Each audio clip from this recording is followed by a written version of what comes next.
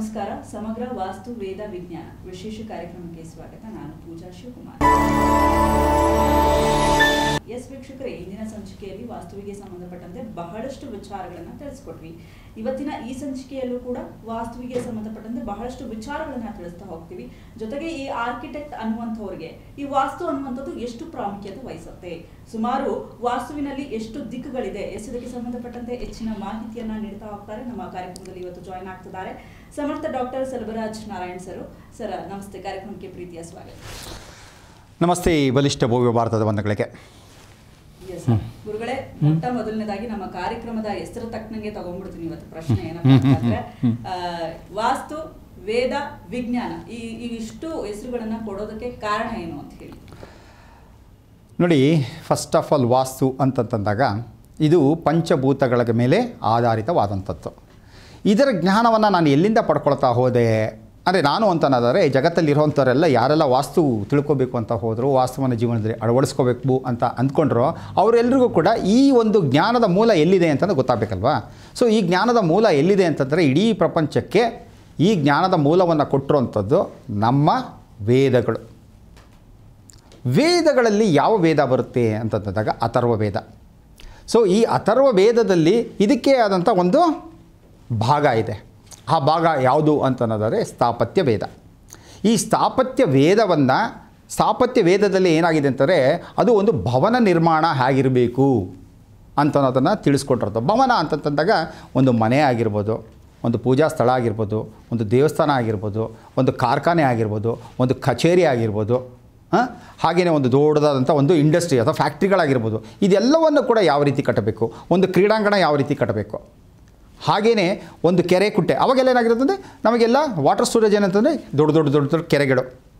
So ಈ ಕೆರೆಗಳನ್ನೆಲ್ಲ ಯಾವ ರೀತಿ ಕಟ್ಟಬೇಕು, ಅದಾದಮೇಲಿಂದ ಡ್ಯಾಮ್ಗಳನ್ನು ಯಾವ ರೀತಿ ಕಟ್ಟಬೇಕು, ಬರುವಂಥ ನೀರು ಹರಿದು ಹೋಗ್ಬಿಡೋ ಬದಲು ಆ ನೀರನ್ನು ನಾನು ಉಳಿಸ್ಕೋಬೇಕು, ಬೆಳೆಸ್ಕೋಬೇಕು, ಮುಂದಿನ ಸಂತತಿಗೆ ಆಗುವಷ್ಟು ಅಥವಾ ಮುಂದಿನ ಜೀವನಕ್ಕೆ ಬೇಕಾಗಿರೋಷ್ಟು ನಾನು ನೀರನ್ನು ಸ್ಟೋರ್ ಮಾಡಿ ಇಟ್ಕೋಬೇಕು ಅಂತಂದರೆ ಡ್ಯಾಮನ್ನು ಯಾವ ರೀತಿ ಕಟ್ಟಬೇಕು ಹಾಗಿತ್ತಲ್ಲ. ಅದಾದಮೇಲೆ ರಾಜ ಇರಬೇಕಾದ್ರೆ ಅವನಿಗೆ ಅರಮನೆ ಹೆಂಗಿರಬೇಕು, ಆ ಅರಮನೆಗೆ ಬಂದೋಗೋದಕ್ಕೆ ಎಷ್ಟು ಜನ ಬಂದು ಹೋಗ್ತಾರೆ, ಏನು ಬರ್ತಾರೆ, ಆ ಸಭಾ ಮಂಟಪದಲ್ಲಿ ಎಷ್ಟು ಇರ್ತಾರೆ, ಅದಾದಮೇಲಿಂದ ನೃತ್ಯ ಮಂಟಪದಲ್ಲಿ ಎಷ್ಟು ಜನ ಇರ್ತಾರೆ, ಅದಾದಮೇಲಿಂದ ಕಲಾ ಮಂಟಪದಲ್ಲಿ ಎಷ್ಟು ಜನ ಇರ್ತಾರೆ, ಅದಾದಮೇಲಿಂದ ಉಗ್ರಾಣ ಎಷ್ಟಿರಬೇಕು, ಅದಾದಮೇಲಿಂದ ಅವನಿಗೆ ಈ ಒಂದು ಶಸ್ತ್ರಾಸ್ತ್ರಗಳನ್ನು ಇಡುವಂಥ ಸ್ಥಳ ಹೆಂಗಿರಬೇಕು, ಅದಾದಮೇಲೆ ರಾಜಾರಾಣಿ ಇರೋದಕ್ಕೆ ರೂಮ್ಗಳು ಹೇಗಿರಬೇಕು, ಅವನ ಸೇವಕರು ಇರೋದಕ್ಕೆ ರೂಮ್ಗಳು ಹೇಗಿರಬೇಕು, ಇದೆಲ್ಲವನ್ನು ತಿಳಿಸ್ಕೊಟ್ಟಂಥದ್ದು ನಮಗೆ ಅಥರ್ವ ವೇದದಿಂದ ಬಂದಿರುವಂಥ ಸ್ಥಾಪತ್ಯ ವೇದ. ಸರಿ, ಸ್ಥಾಪತ್ಯ ವೇದಕ್ಕೆ ಇದೆಲ್ಲವನ್ನು ಕೂಡ ಅಥರ್ವ ವೇದದಲ್ಲಿ ಕೊಟ್ಟರು ಅಂತ ಒಪ್ಕೊಳ್ಳೋಣ. ನಿಜ, ಅದು ಒಪ್ಕೊಳ್ಳೋಣ ಅಂತಲೇ ಅದು ಒಪ್ಕೊಳ್ಳೇಬೇಕು, ಇರೋವಂಥದ್ದೇ ಅದು. ಯಾಕಂದರೆ ಇಡೀ ಪ್ರಪಂಚಕ್ಕೆ ಇಂಥ ದಿವ್ಯಜ್ಞಾನವನ್ನು ಕೊಟ್ಟಿರುವಂಥ ಏಕೈಕ ರಾಷ್ಟ್ರ ಈ ನಮ್ಮ ಭಾರತ ರಾಷ್ಟ್ರ. ಸರಿ, ಇದೆಲ್ಲವನ್ನು ಕೂಡ ಅಲ್ಲಿ ಕೂತಂಥ ಯಾವುದೋ ಒಬ್ಬ ಶಿಲ್ಪಿ ಅಂತಂದರೆ ಆರ್ಕಿಟೆಕ್ಟು, ಅವನಿಗೆ ಮನಸ್ಸಿಗೆ ಬಂದಂಗೆ ಅವನು ಮಾಡಿಬಿಟ್ನಾ? ಇಲ್ಲ. ಆತ ಏನು ಮಾಡೋಕ್ಕೆ ಶುರು ಮಾಡೋದಂತಂದರೆ, ಈ ಪ್ರಕೃತಿಯನ್ನು ಅಧ್ಯಯನ ಮಾಡೋಕ್ಕೆ ಶುರು ಮಾಡ್ದ. ಪ್ರಕೃತಿಯನ್ನು ಅಧ್ಯಯನ ಮಾಡುವಂಥದ್ದು ಏನಾಗುತ್ತೆ, ಪ್ರಕೃತಿಯನ್ನು ಅಧ್ಯಯನ ಮಾಡುವಂಥದ್ದು ರಿಸರ್ಚ್ ಮಾಡೋವಂಥದ್ದು ಅಂತ, ಸ್ಟಡಿ ಮಾಡುವಂಥದ್ದು ಅಂತ. ಇದು ಹೀಗಿದೆ ಅಂತ ಅನ್ನೋದಾದರೆ, ಈ ಮಾವಿನ ಹಣ್ಣು ಹಿಂಗೆ ಬಂದಿದೆ ಅಂದರೆ, ಈ ಮಾವಿನ ಹಣ್ಣು ಯಾಕೆ ಹಿಂಗೆ ಬಂತು, ಯಾಕೆ ಹಿಂಗೇ ಬಂದಿದೆ, ಈ ಮಾವಿನ ಮರದಲ್ಲಿ ಯಾಕೆ ಈ ಮಾವಿನ ಹಣ್ಣೆ ಬಂದಿದೆ, ಯಾಕೆ ಇದರಲ್ಲಿ ಬೇವು ಬರಲಿಲ್ಲ, ಯಾಕೆ ಇದರಲ್ಲಿ ಆ್ಯಪಲ್ ಬರಲಿಲ್ಲ, ಯಾಕೆ ಇದಕ್ಕೆ ನೆಲ್ಲಿಕಾಯಿ ಬರಲಿಲ್ಲ ಅಂತಂದಾಗ, ಬಿತ್ತಿರೋದೇನಲ್ಲಿ ಮಾವಿನ ಬೀಜ ಬಿತ್ತಿರೋದಕ್ಕೋಸ್ಕರ ಮಾವಿನ ಮರ ಬಂದು ಮಾವನ್ನು ಕೊಡ್ತಾ ಇದೆ ಅಲ್ವಾ.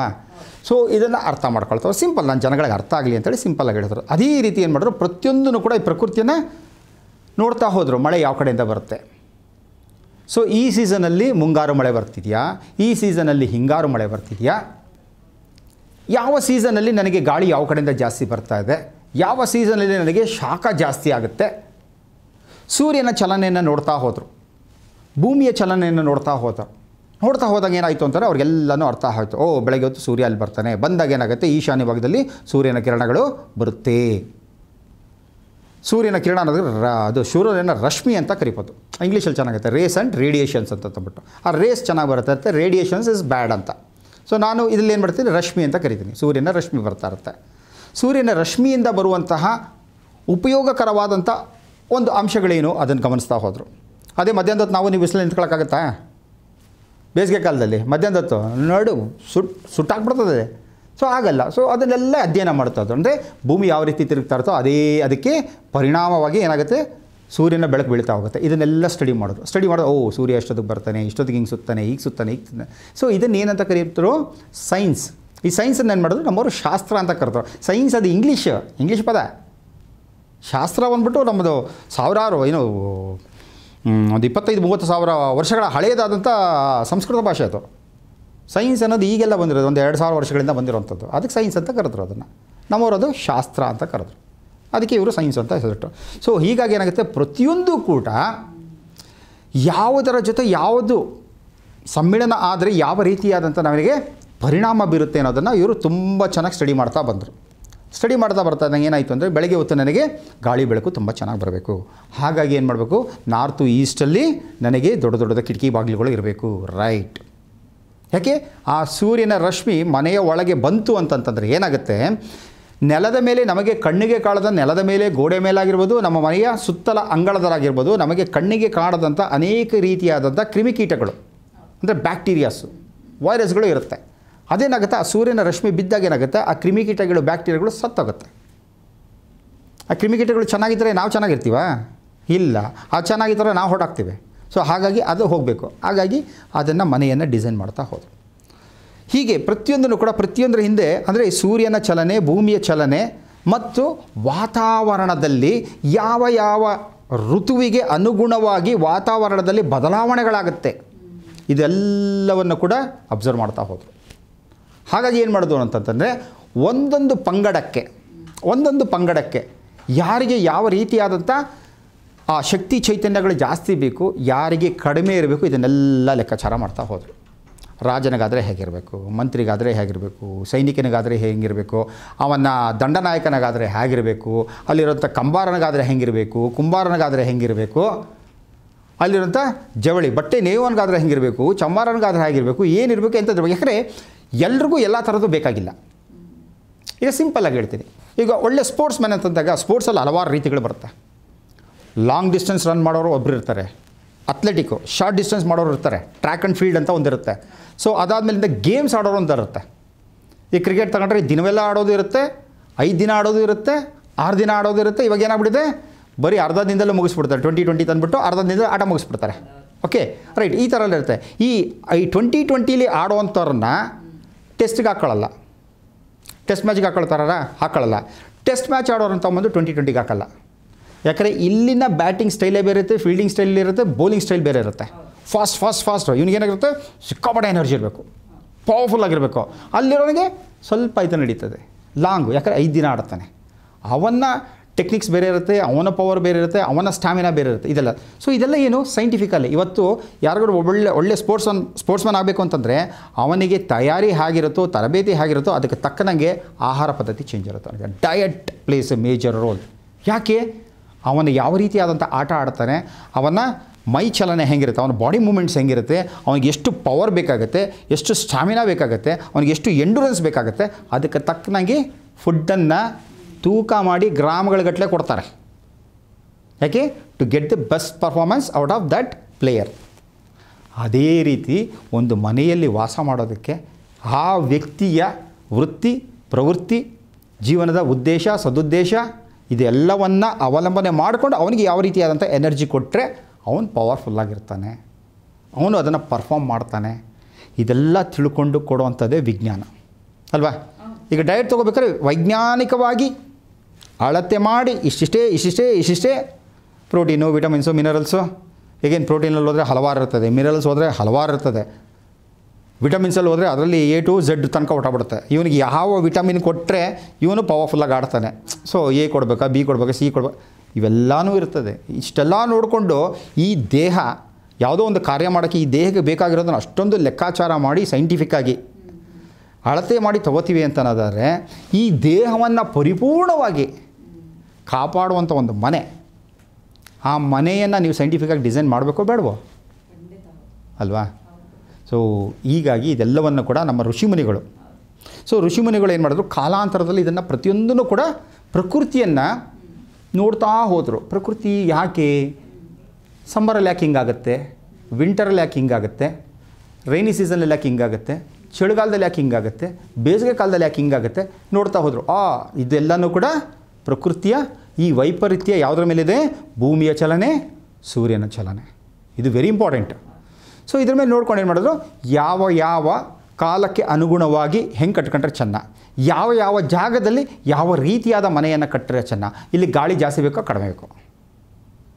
ಈಗ ನಾನು ಹೋಗ್ಬಿಟ್ಟು ಈಗ ನಮಗೆ ಕರ್ನಾಟಕದಲ್ಲಿ ತಮಿಳ್ನಾಡಲ್ಲೆಲ್ಲ ನನಗೆ ಎಷ್ಟು ಕಿಟಕಿ ಬಾಗಿಲು ಕೊಡ್ತೀನೋ ಅಷ್ಟು ಒಳ್ಳೆಯದಾ? ಯಾಕೆ ಇಲ್ಲಿ ಸೆಕೆ ಜಾಸ್ತಿ. ಇದೇ ರೀತಿ ಹೋಗ್ಬಿಟ್ಟು ನಾನು ಹೋಗ್ಬಿಟ್ಟು ಅಲ್ಲಿ ಕಾಶ್ಮೀರಲ್ಲಿ, ಜಮ್ಮುವಲ್ಲಿ, ಲಡಾಖಲ್ಲಿ ಅಲ್ಲೆಲ್ಲ ಹೋಗ್ಬಿಟ್ಟು ಸಿಕ್ಕಾಬಿಟ್ಟು ದೊಡ್ಡ ದೊಡ್ಡ ದೊಡ್ಡ ಕಿಟಕಿಗಳು ಕೊಟ್ಬಿಟ್ಟು ದೊಡ್ಡ ದೊಡ್ಡ ಬಾಗಿಲು ಕೊಟ್ಟರೆ ಏನಾಗುತ್ತೆ? ಅಯ್ಯೋ ಮೊದಲೇ ಬರ್ತಾ ಇರ್ತದೆ, ಫ್ರೀಸ್ ಆಗಿರ್ತಾರೆ, ಎಲ್ಲ ಸ್ಟಕ್ ಆಗಿಬಿಡ್ತಾರೆ ಎಲ್ಲ. ಸೊ ಹಾಗಾಗಿ ಅಲ್ಲಿಗೆ ಎಷ್ಟು ಕೊಡಬೇಕು ಅಷ್ಟೇ ಕೊಡ್ತಾರೆ. ಅಲ್ಲಿಂದ ತಣ್ಣಗಿನ ಗಾಳಿ ಎಷ್ಟು ಹೊಡೆಯುತ್ತೋ ಅದನ್ನು ನೋಡ್ಕೊಂಡು ಆ ಭಾಗದಲ್ಲಿ ಅವಾಯ್ಡ್ ಮಾಡ್ತಾರೆ. ಸೊ ಇದು ನೋಡ್ಕೊಂಡು ಬಂದಿರೋದು. ಹಾಗಾಗಿ ಈ ಕಾರ್ಯಕ್ರಮಕ್ಕೆ ವಾಸ್ತು, ವೇದ, ವಿಜ್ಞಾನ ಮೂರು ಇದೆಯಾ?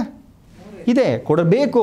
ನಾ ಹೇಳ್ತೇನೆಲ್ಲ, ಪ್ರತಿಯೊಬ್ಬರು ಕೂಡ ಈ ರೀತಿಯಾಗಿ ಒಂದೊಂದು ವಿಚಾರಗಳು, ಒಂದೊಂದು ಆಚಾರಗಳಿಂದ ಇರೋಂಥ ವಿಚಾರಕ್ಕೆ ಅದಕ್ಕೆ ಸರಿಯಾದಂಥ ಜ್ಞಾನವನ್ನು, ವಿಜ್ಞಾನವನ್ನು ಕೊಡ್ತಾ ಹೋಯಿತು ಅಂತಂತಂದರೆ, ಪ್ರತಿಯೊಬ್ಬರು ಕೂಡ ಇದನ್ನು ಜೀವನದಲ್ಲಿ ಅಳವಡಿಸ್ಕೊಳ್ತಾ ಹೋಯ್ತು ಅಂತಂದರೆ, ಪ್ರತಿಯೊಬ್ಬ ವ್ಯಕ್ತಿಯು ಕೂಡ ತನ್ನ ಜೀವನವನ್ನು ಪರಿಪೂರ್ಣವಾಗಿ ಜೀವಿಸಬಲ್ಲ, ಸುಖ, ಶಾಂತಿ, ನೆಮ್ಮದಿಯಿಂದ ಅಲ್ವಾ?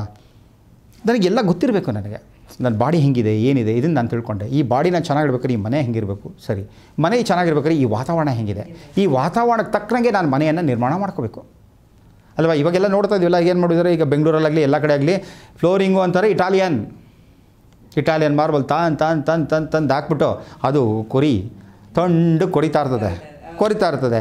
ಮನೆಯಲ್ಲೇ ಎಕಡೆ ಹಾಕೊಂಡು ಓಡಾಡಬೇಕು, ಚಪ್ಪಲಿ ಹಾಕೊಂಡು ಓಡಾಡಬೇಕು ಅಲ್ವಾ?